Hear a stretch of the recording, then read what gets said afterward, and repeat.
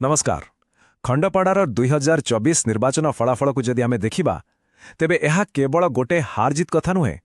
एहा पछरे एक बड़ राजनैतिक कहानी लुचि रही गोटे रहस्य कहले भी चलिबो। तो आज आमे सेही रहस्यर पर्दाफाश करिबा तथ्य आउ डाटा को आधार करी। आसंतु आरंभ करिबा। कौनसी विश्लेषण आगरु आमको सही जगह को ठीक रे जानिबा दरकार।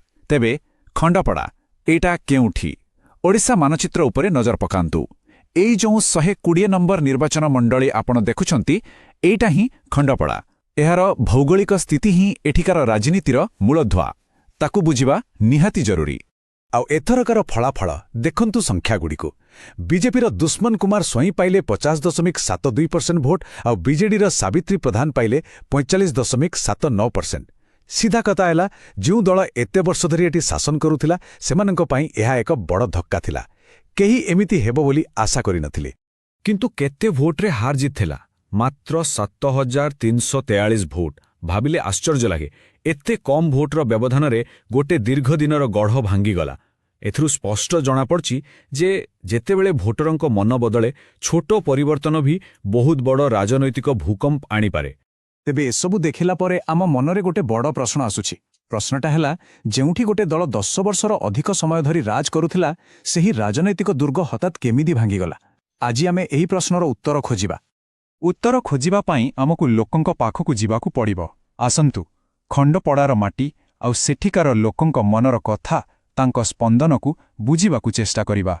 काहेकि ना प्रकृत राजनीति सेठु ही आरंभ हुए। तेबे खंडपड़ार चित्रटा कौन? एठी प्राय 1,85,000 भोटर अछंती। अधिकांश लोक गाँ रे रहंती आउ सेमानंकर जीविका हेउछि चाष किंबा माछ धरा। जातिगत समीकरण देखिले खंडायत आउ कईवर्त संप्रदायर लोक एठी बेसी। आउ प्रशासनिक दृष्टिरू एही निर्वाचन मंडली खंडपड़ा आउ भापुर ब्लॉक को नहीं तैयारी। एबे एइटा उपरे टिके नजर पकांतु।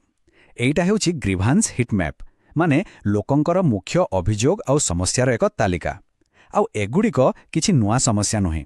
देखंतु खंडपड़ा को सब डिविजन करिवार दाबी, महानदी बन्यारू सुरक्षा, पीवा पानीर असुविधा आउ रेड लाइन ए सबु दाबी वर्ष वर्ष धरी पूरण होई नथिला। ए असंतोष धीरे धीरे बढ़ी चलीथिला। तेबे कथाटा पूरा स्पष्ट। जेतेबेले शासनरे एमिते फांक रही जाए, जेतेबेले लोकंको दाबी को बारंबार अणदेखा करा जाए, सेतेबेले ताहा ही 2024 रे सरकार विरोधी हावार मुख्य कारण पाल्टिगला। लोकंको मन भितरे थिबा असंतोष शेषरे भोट बाक्स रे फुटी बाहरिला। चलंतु एबे आउ टिके गभीर को जिबा आउ ए जनादेश को डिकोड करिबा। माने ए जो संख्या गुड़िक आमे देखुचे से गुड़िक प्रकृत रे कोन कहउछंती, ता पछर कहानीटा कोन?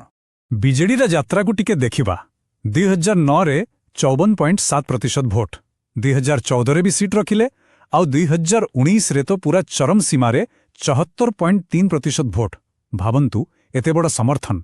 किंतु तापरे मात्र 5 वर्ष भितरे एई विशाल समर्थनर पहाड़ केमती जे भुशुड़ी पड़िला सेटा ही सबुठु बड़ा आश्चर्य।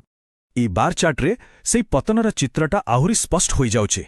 2019 रे केउठी 74.3% आउ 2024 रे सीधा खसी आसिला 45.79% को। गोटिए निर्वाचन रे एत्ते बड़ ह्रास एटा देखाउछे जे दलर समर्थन रे केत्ते बड़ फाट सृष्टि होइथिला। आउ एही संख्यागुड़िक विश्लेषण कला बेले गोटिए कथा मने रखिबा जरूरी। आम संविधान आमको मत प्रकाश करिबार अधिकार देइछि, किंतु दायित्वर सह तथ्य को सम्मान देबा आउ प्रत्येक नागरिकंक गोपनीयता को सम्मान देबा एहा ही एक सुस्थ गणतंत्रर लक्षण। आउ कहानी रे आउ गोटे मोड़ अछि, सेटा हैला भोटरंक संख्या। 2019 तुलना रे 2024 रे बहुत अधिक लोक भोट देबाको आसिले। मतदान हार बढ़ी 80.12% होइगला। तेबे ए दुईटा कथा को जोड़ी देखिले कौन बुझा पड़ुछि? गोटे पटे बीजेडी हारुछि आउ अन्य पटे रेकॉर्ड संख्यक लोक भोट देउछंती। एहार अर्थ स्पष्ट। लोक माने घरे बसी नथिले कि उदासीन नथिले। एहा एक सक्रिय विरोधर लेहरी थिला। लोक माने निजे बाहरी थिले परिवर्तन पाई। तो कौन हैला तो आमे देखिले। एबे प्रश्न हेउछि काहेकि हैला? एते बड़ दुर्ग क्यों कारण पाई भुसुड़ी पड़िला? आसंतु एहार व्यवस्थागत कारणगुड़िकर विश्लेषण करिबा। ए शॉर्ट विश्लेषण को देखिले आमको एक संतुलित चित्र मिलिबो। हाँ, बीजेडी पाखरे तार शक्तिशाली नेटवर्क थिला, जणे नुआ प्रार्थी को सुजोग देइथिले, किंतु दुर्बलता भी कम नथिला। दल भितरे गोष्ठी कंदल, ଦୀର୍ଘଦିନର ଶାସନ ବିରୋଧୀ ହାୱା, ପ୍ରାର୍ଥୀଙ୍କର ସେତେଟା ପରିଚିତି ନଥିବା ଆଉ ତା ସାଙ୍ଗକୁ ବିଜେପିର ଜୋରଦାର ପ୍ରଚାର। ଭୋଟରଙ୍କ ମନକୁ ବୁଝିବା ଏତେ ସହଜ ନୁହେଁ। ଆମେ ଏହି ଚତୁର୍ମୁଖୀ ଢାଞ୍ଚା ବ୍ୟବହାର କରିପାରିବା। ଦେଖନ୍ତୁ, ଜଣେ ଭୋଟର କେବଳ ଗୋଟିଏ କଥା ଦେଖି ଭୋଟ ଦିଏନି। ତା ପାଇଁ ତାର ସାମାଜିକ ସ୍ଥିତି, ଜୀବିକା, ପ୍ରଶାସନିକ ସୁବିଧା ଏବଂ ଭବିଷ୍ୟତର ଆକାଂକ୍ଷା ଏସବୁ ମିଶି ତାର ନିଷ୍ପତ୍ତିକୁ ପ୍ରଭାବିତ କରେ। ତେବେ ଶେଷରେ ଯଦି ଆମେ ପରାଜୟର ମୂଳ କାରଣଗୁଡ଼ିକୁ ଦେଖିବା, ତେବେ 4ଟା ମୁଖ୍ୟ କଥା ସାମ୍ନାକୁ ଆସୁଛି।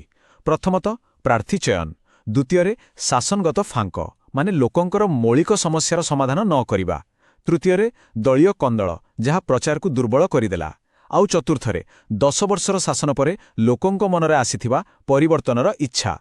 ଠିକ୍ ଅଛି, ବିଶ୍ଳେଷଣ ତ ହେଲା, କିନ୍ତୁ ଏଥିରୁ ଶିଖି ଆଗକୁ କ'ଣ କରାଯାଇପାରେ?